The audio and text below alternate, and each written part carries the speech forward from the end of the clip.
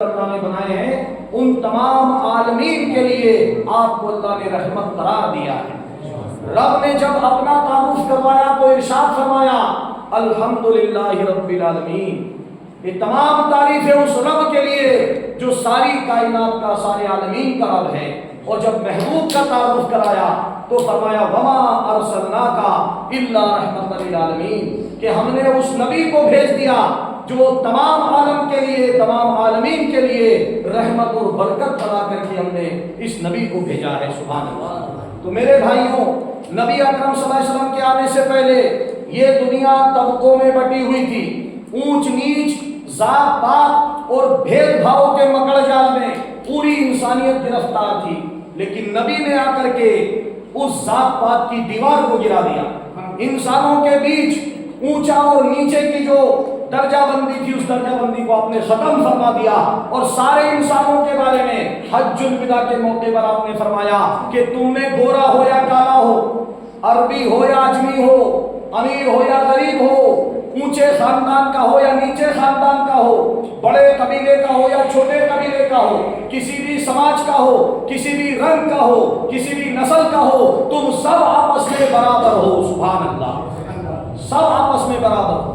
اور آج 1400 سال تک اللہ کے رسول نے جو مسجد قائم کی ہے، اس مسجد سے یہ اعلان ہوتا ہے میرے بھائیوں، کسی مسجد کے اندر کوئی وی آئی پی لائن نہیں ہے۔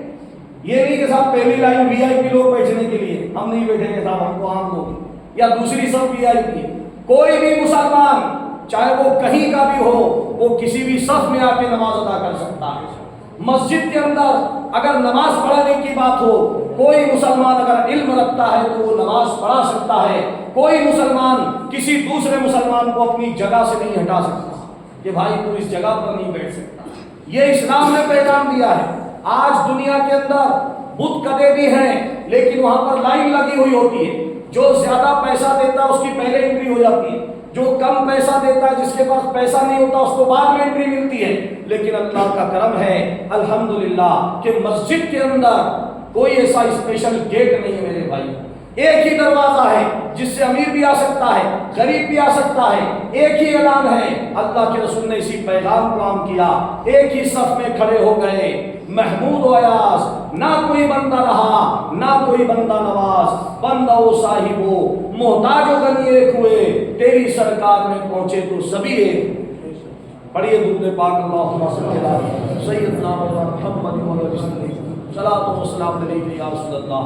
تو ہمارا مذہب دنیا کے اندر انصاف کی بات کرتا ہے، نبی کی سیرت سماج کے اندر برابری لانا چاہتی ہے، غریبی کے خاتمے کے لیے، اور انسانوں کو آپس میں ایک باپ کی اولاد بنا کر، ایک خدا کا بندہ بنا کر کے اس دنیا کو جنت نظیر بنانے کے لیے اللہ کے نبی اس دنیا میں تشریف لائے ہیں۔ اللہ اکبر۔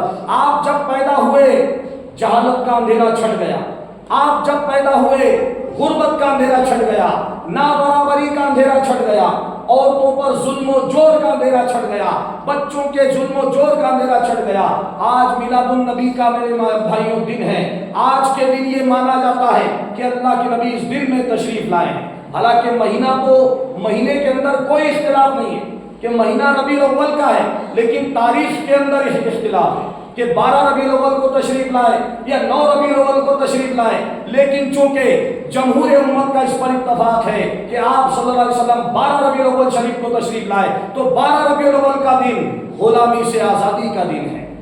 آج دنیا کے اندر مہیلا ادھیکار کی بات کی جا رہی ہے، آج دنیا کے اندر چائلڈ لیبر کی بات کی جا رہی ہے، بال شرمک کی بات کی جا رہی ہے، آج مزدوروں کے حق کی بات کی جا رہی ہے، آج دنیا میں غلاموں کو آزادی دینے کی بات کی جا رہی ہے، آج ڈیموکریسی کی بات ہو رہی ہے، لوک تنتر کی بات ہو رہی ہے، غریبوں کے حق کی بات ہو رہی ہے، مزدوروں کے حق کی بات ہو رہی ہے۔ تو یہ سارا نظام اگر دین ہے تو اس محمد عربی صلی اللہ علیہ وسلم کی، جنہوں نے 1400 سال پہلے آ کر عرب کے ریگستان میں وہ قرآن پڑھ کر کے سنایا، کہ جس قرآن نے پوری انسانیت کی روحوں کو بدل دیا، دلوں کو بدل دیا، اور آبادیوں کو بدل دیا، لوگوں کے سوچنے کے انداز بدل گئے، حکومتوں کا نقشہ بدل گیا۔ جو لوگ غلام بن کر کے زندگی گزارتے تھے ان کو دنیا کا سردار بنا دیا۔ حضرت بلال جو کہ کالے تھے اور جن کو نیچا سمجھا جاتا تھا عرب کی سوسائٹی میں. ایک غلام تھے اور کالے تھے. قریش کی غلامی کرنا ہی آپ کی زندگی بن گیا تھا. لیکن اللہ کے نبی نے ان کو خرید کر آج جب تک بکانا تھا تو کوئی پوچھتا نہ تھا. تم نے خرید کر مجھے انمول کر دیا. یا رسول اللہ آپ نے خرید لیا. جب کعبے کے اندر اذان کا وقت آیا میرے بھائیوں، جو کعبہ آج دنیا کی مرکز کا، جو دنیا کی عقیدت کا مرکز ہے، جب اذان کا وقت آیا تو حضرت بلال نے اذان دینے کے لیے رسول پاک سے اجازت چاہی. حضور میں اذان دینا چاہتا ہوں. کہا کہ بلال تم اذان دینا چاہتے ہو تو کس کی طرف منہ کر کے دو گے؟ اللہ اکبر. بلال نے فرمایا یا رسول اللہ جب میں مدینہ میں اذان دیتا تھا تو رخ ڈائریکشن میرا کعبے کی طرف ہوتا تھا. جب میں سفر میں اذان دیتا تھا تو میرا چہرہ کعبے کی طرف ہوتا تھا. جب میں میدان بدر میں اذان دیتا تھا تو میرا چہرہ کعبے کی طرف ہوتا ہے. یا رسول اللہ اب تو میں کعبے کے اوپر کھڑا ہوں، اب میں کس کی طرف منہ کر کے اذان دوں؟ تو اللہ کے رسول فرماتے ہیں اے بلال تم اللہ کے رسول یعنی میری طرف منہ کر کے اذان پڑھ دو. سبحان اللہ، میری طرف رخ کر کے اذان دے دو.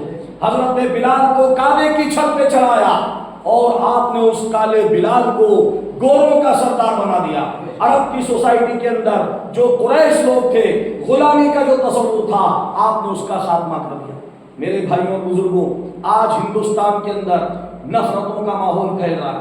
گاؤں کی چوپال سے لے کر ٹی وی کے چینل تک آج نفرتیں عام کی جا رہی ہیں، غلط فہمیاں عام کی جا رہی ہیں. ایسے میں ہمارا یہ فرض بنتا ہے کہ ہم نبی اکرم صلی اللہ علیہ وسلم کے پیغام کو ہم اپنے نان مسلم بھائیوں تک، اپنے غیر مسلم بھائیوں تک صحیح پیغام ان تک پہنچائیں، کیونکہ ان کے دلوں میں غلط فہمیاں ڈال دی گئی ہیں. آج ضرورت اس کی ہے کہ ہم لنگر اور جلوس سے اور نبی اکرم صلی اللہ علیہ وسلم کے ترانے گانے سے، ان کی میلاد منانے سے ہم ان کی سیرت کو اپنانے کا پیغام اپنائیں. نبی کی سنت کو اپنی زندگی میں ڈھال کر کے، نبی کی زندگی کو اپنی زندگی میں، نبی کی سنت کو اپنی زندگی پر عمل کر کے اس دنیا کا رخ پھیر سکتے ہیں. اللہ کے نبی نے جب صلح حدیبیہ کا موقع آیا، آپ نے تمام بادشاہوں کے نام، دنیا کے تاجداروں کے نام خطوط لکھ دیے میرے بھائی کہ میں اللہ کا نبی بن کر آیا ہوں اور مجھ پر ایمان لے کر کے آؤ. اس وقت میں حضرت دہیہ بن کلبی ایک صحابی رسول تھے جن کو روم کے بادشاہ کی طرف اللہ کے نبی نے اپنا خط دے کر کے پہنچایا.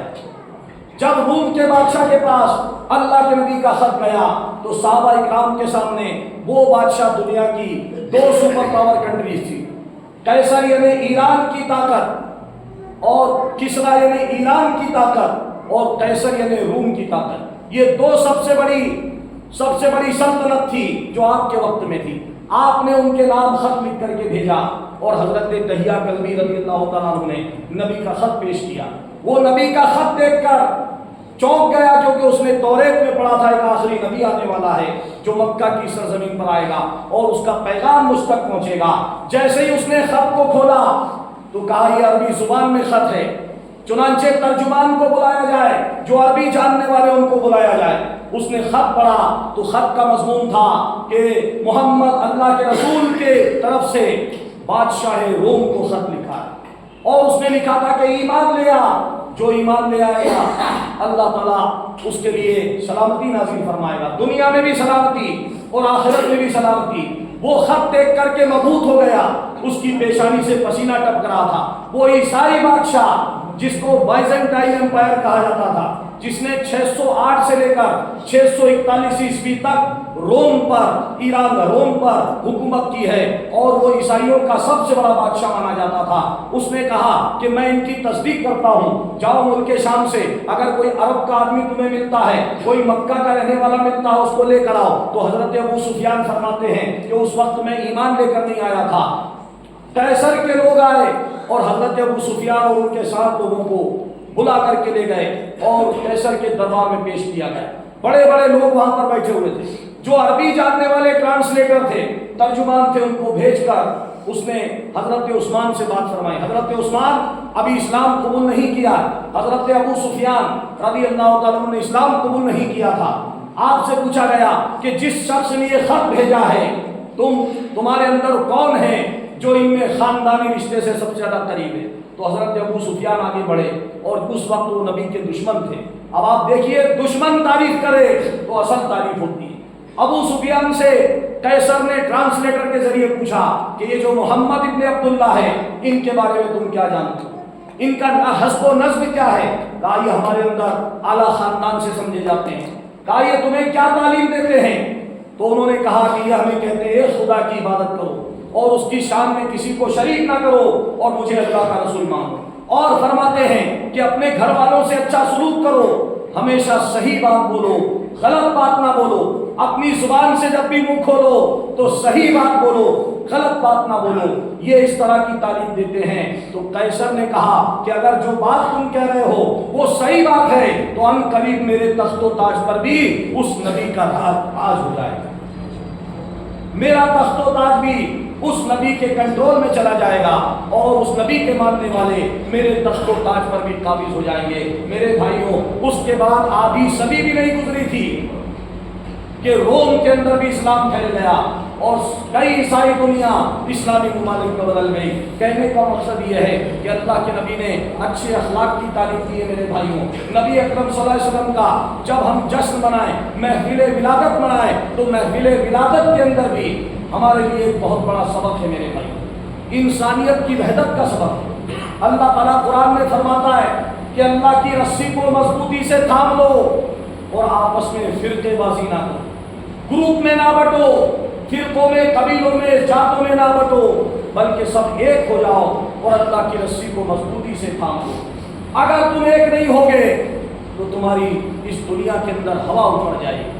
آج مسلمان پوری دنیا میں جو ذلت کا شکار ہے میرے بھائی، آج مسلمان کے گھروں پر بلڈوزر چلایا جا رہا ہے، آج مسلمانوں کو اس ہندوستان میں بے گناہ جیل میں ڈالا جا رہا ہے، آج مسلمان کا نام سمجھ کر اس کا انکاؤنٹر کر دیا جاتا ہے، تالاب میں پھینک دیا جاتا ہے اور کہہ دیا جاتا ہے گینگسٹر تھا، آتنکوادی تھا۔ ایسا واقعہ ہمارے اندور میں پیش آیا۔ تو آج میرے بھائیوں، کبھی بھیڑ کے ذریعے مسلمان مار دیا جاتا ہے، یعنی جانور مارنے پر تو سزا ہو سکتی ہے لیکن مسلمان کے مارنے پر کوئی سزا نہیں بلکہ انعام دیا جاتا ہے۔ تو آج اس ذلت اور رسوائی کا سب سے بڑا اگر کوئی سبب ہے تو وہ ہمارا تفرقے بازی ہمارا سبب ہے۔ ہم یہ سمجھتے ہیں کہ دنیا میں جتنے لوگ ہیں سب گنہگار، بے عیب کوئی نہیں ہے میرے بھائی، میں زیادہ گنہگار ہوں تو آپ کم گنہگار ہو، لیکن گنہگار سب ہیں۔ جب ہم ایک انگلی کسی پر اٹھاتے ہیں کہ یہ امام صاحب برے ہیں، یہ خراب ہیں، تو 3 انگلی ہمارے گریبان میں جھانکتی ہے میرے بھائی، 3 بار ہمیں برا اپنے آپ کو بولنا ہوتا ہے۔ تو اس لیے انسان کے لیے حضرت علی نے کہا ہے کہ اگر اسے برائی ڈھونڈنا ہو تو وہ اپنے اندر ڈھونڈے، اور اگر اچھائی ڈھونڈنا ہو تو وہ لوگوں کے اندر ڈھونڈے۔ سبحان اللہ، تو تمہیں اچھائی نظر آئے گی۔ برائی اگر ڈھونڈنا ہو تو دوسروں میں برائی نہ ڈھونڈے، اپنے اندر ڈھونڈے، اپنے من میں جھانک کر باجا سراغ زندگی، تو اگر میرا نہ بنتا ہوں نہ بن اپنا تو بن۔ برائی ڈھونڈنا ہو تو اپنے اندر ڈھونڈے کہ میرے اندر کیا برائی ہے، میرے اندر کیا کھوٹ ہے، میں اللہ تعالیٰ کا کتنا نیک بندہ ہوں، میں اپنے بیوی بچوں کے حق کس طرح ادا کر رہا ہوں، میں اپنے بال بچوں کی تعلیم کو کس طرح ادا کر رہا ہوں، میں اپنے پڑوسیوں سے کیسا اخلاق ویوہار کر رہا ہوں، اپنے دوستوں سے میرا ویوہار کیسا ہے، اپنے دشمنوں کے ساتھ میرا ویوہار کیسا ہے، کیونکہ اسلام نے تو دشمنوں سے بھی محبت کرنے کا پیغام دیا ہے۔ تو میرے بھائیوں اور بزرگوں، ہر انسان کو چاہیے، آج ضرورت اس کی ہے کہ آج ہندوستان میں مسلمانوں کو اتحاد کی ضرورت ہے۔ آج میرے بھائیوں، جب کہیں پر دنگا ہوتا ہے تو تم سے پوچھ کر کے نہیں مارا جاتا ہے کہ تم مسلمان ہو یا سنی ہو یا پٹیل ہو یا دیوبندی ہو۔ میرے بھائی، آج تو اگر کوئی اہل سنت والجماعت سے خلاف جاتا ہے، اگر کوئی دیوبندی جماعت کا ہے، وہابی جماعت کا ہے، شیعہ جماعت کا ہے، تو آج کے عالم میں ہم اہل سنت والجماعت والے ان کو بھی ہم دعوت دیتے ہیں کہ آپ بھی میلاد النبی کے جلوس میں آؤ۔ اور میلاد النبی کا جلوس کسی ایک کمیونٹی کا نہیں، یہ خالی امام صاحب کا جلوس نہیں ہے، یا نائتا پٹیل سماج کا نہیں ہے، یا خالی مسلمانوں کا نہیں ہے، یہ پوری انسانیت کا جلوس ہے میرے بھائی۔ اس میں ہندو بھی آ سکتا ہے، مسلم بھی آ سکتا ہے، جو انسان اس میں آنا چاہے سب کا اس میں سواگت ہے میرے بھائیوں۔ لیکن خاص طور پر ہم اللہ کے رسول کا کلمہ پڑھنے والے ہیں، آج ہمارے اتحاد کو دکھانے کی ضرورت ہے کہ ہمارے اندر چاہے لڑائی جھگڑا ہو، آپ کا میرا جھگڑا کیوں نہ ہو، لیکن لیکن جب بات اللہ کے رسول کی آتی ہے اور بات قرآن کی آ جائے تو آپس کے جھگڑے بھلا دو اور نبی کے لیے ایک ہو جاؤ میرے بھائی، اللہ اس کے رسول کے لیے ایک ہو جاؤ، قرآن کے لیے ایک ہو جاؤ کہ ٹھیک ہے اگر سامنے والا ہمارا دشمن ہے تو کیا ہوا، لیکن نبی سے تو ہمیں محبت ہے، ہم قرآن کے ماننے والے ہیں، ایمان والے میرے بھائیوں۔ اگر میں برا ہوں تو مجھے اللہ بخشے گا نہیں، آپ برے ہوں گے تو آپ کو سزا ملے گی، میں برا ہوں گا تو مجھے سزا ملے گی، میری برائی کا لوڈ آپ کیوں لیتے ہیں میرے بھائی؟ آپ یہ سوچنا چھوڑ دیں، آپ میرے اعمال کو اللہ پر چھوڑ دیں کہ اگر میں غلط کام کروں گا اور کانٹے بولوں گا تو میں کانٹے ہی کاٹوں گا میرے بھائی، اس میں آپ میرا کچھ نہیں کر سکتے، نہ آپ برا کر سکتے نہ بھلا، وہی ہوگا جو منظور خدا ہوگا۔ سبحان اللہ، مدعی لاکھ برا چاہے تو کیا ہوتا ہے، وہی ہوتا ہے جو منظور خدا ہوتا ہے۔ تو میرے بھائیوں، ہر انسان کو اپنا بویا کاٹنا پڑے گا، برائی کر کے کوئی نیکی اس دنیا سے نہیں لے جائے گا میرے بھائیوں، برا کرے گا تو برا ساتھ جائے گا، بھلا کرے گا تو بھلائی ساتھ جائے گی، اور ساری چیزیں یہیں چھوٹ جائیں گی، بعد میں اگر کوئی چیز کام آئے گی تو ہمارے اعمال کام آئیں گے۔ اس لیے ہر انسان کی نظر آج سب کوئی دوسرے کے پیچھے لگا ہوا، بھائی میں تو بہت اچھا ہوں، یہ میرا بھائی بہت خراب ہے، بھائی بھائی کے اندر پھوٹ پڑی ہوئی ہے، باپ بیٹے کے اندر پھوٹ ہے، ساس بہو کے اندر پھوٹ پڑی ہوئی ہے، بھائی نہیں میں تو بہت اچھا ہوں، میں تو دودھ کا دلہا ہوں، یہ لوگ ہی خراب ہے صاحب، یا ہم تو بہت بڑھیا ہے، امام صاحب ہی خراب ہے۔ تو میرے بھائیوں، اس بات کی وجہ سے ہمارے اندر فرقہ بندی پڑ رہی ہے۔ اگر ہم یہ سوچیں کہ میرے اندر کیا برائی ہے، میرے اندر کیا کھوٹ ہے، میں کتنا گنہگار ہوں، پہلے میں اپنے آپ کی اصلاح کر دوں تو انشاءاللہ پوری دنیا سدھر جائے گی، پورا گاؤں ہی نہیں، پوری آبادی نہیں بلکہ پوری دنیا سدھر جائے گی۔ تو سیرت رسول ہمیں یہ پیغام دیتی ہے، اللہ کے نبی نے پوری سیرت کی کتاب میں کہیں نہیں ملتا کہ کسی کو بلا کے کہو کہ بھائی کلمہ پڑھ لو، کسی سے نہیں کہا، آپ اس کے ساتھ حسن اخلاق سے پیش آتے، آپ اس کی ضرورت میں کام آتے تھے۔ ایک بڑھیا تھی جو اللہ کے نبی صلی اللہ علیہ وسلم پر روزانہ کچرا پھینکا کرتی، جب بھی اللہ کے نبی ادھر سے گزرتے وہ سارے گھر کا کچرا سمیٹتی اور اللہ کے نبی کے سر پہ ڈال دیتی۔ اللہ اکبر، لوگ اس کو برا کہتے لیکن نبی نے اپنی زبان سے کبھی برا نہیں کہا۔ ایک وقت ایسا آیا کہ آپ اس راستے سے گزرے اور وہ بڑھیا نے کچرا نہیں پھینکا، آپ نے سر اٹھا کر اس کے مکان پر دیکھا، وہاں کوئی نظر نہ آیا، آپ نے لوگوں سے پوچھا کہ وہ بڑھیا تھی بھائی روز مجھ پر کچرا ڈالتی، وہ بڑھیا آج نظر نہیں آ رہی، کہاں گئی؟ پڑوسی نے کہا کہ صاحب وہ بیمار ہو گئی، اس کی طبیعت خراب ہے۔ ارے وہ تو بہت بیکار عورت ہے، آپ تو اس کے لیے بد دعا کرو، مرنے والی ہے۔ سبحان اللہ، اللہ کے نبی کو یہ معلوم ہوا کہ مجھ پر کچرا پھینکنے والی، میرا مذاق اڑانے والی، میرا وروध کرنے والی وہ بڑھیا بیمار ہے۔ اللہ کے نبی اس کے گھر پر خبر لینے کے لیے چلے جاتے ہیں، اور جیسے ہی خبر لینے جاتے ہیں بڑھیا آپ کو دیکھ کر شرمندہ ہوتی ہے اور بڑھیا کی آنکھوں میں آنسو آتے ہیں، وہ اٹھنے کی کوشش کرتی ہے لیکن اٹھ نہیں پاتی کمزوری کی وجہ سے۔ آپ اس کے سرانے بیٹھتے ہیں اور پیار سے پوچھتے ہیں کہ اماں آپ کے کیا حال ہیں؟ کہا بیٹا میرا تو حال کیا ہے، بس اوپر والا اٹھا لے، مجھے میرا وقت آ گیا۔ بولے بیٹا میں تم پر کچرا پھینکتی تھی، تم میری خبر لینے آئے، تو کہا اماں جان کچرا پھینکنا آپ کا عمل تھا اور آپ کو بیماری میں پوچھنا یہ میرا عمل ہے۔ جب آپ اپنا عمل نہیں چھوڑ رہی تو میں اپنا عمل کیسے چھوڑ دوں؟ اللہ اکبر۔ وہ بڑھیا اتنی متاثر ہوئی، کہا بیٹا تم کیا تعلیم دیتے ہو؟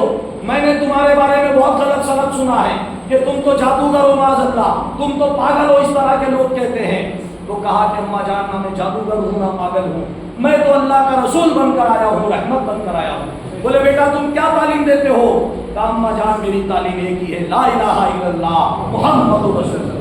اس بڑھیا نے جب یہ سنا تو کہا کہ میں آپ پر آپ کے اخلاق دیکھ کر آپ پر ایمان لاتی ہوں، مجھے کلمہ پڑھا دیجیے اور اپنے مذہب میں شامل کر دیجیے۔ میرے بھائیوں، اسلام کا پیغام یہ ہے کہ گالی دینے کا جواب گالی نہیں ہوتی ہے، گالی دینے والوں کو دعائیں دی ہمارے نبی، پتھر برسانے والوں پر پھول برسائے ہیں، جنہوں نے راستے میں کانٹے بچھائے ہیں ان راستوں میں آپ نے پھول بچھائے میرے بھائی، جنہوں نے نبی کی شان میں گستاخیاں کی آپ نے کسی سے کوئی بدلہ نہیں لیا بلکہ سب کو معاف کر دیا۔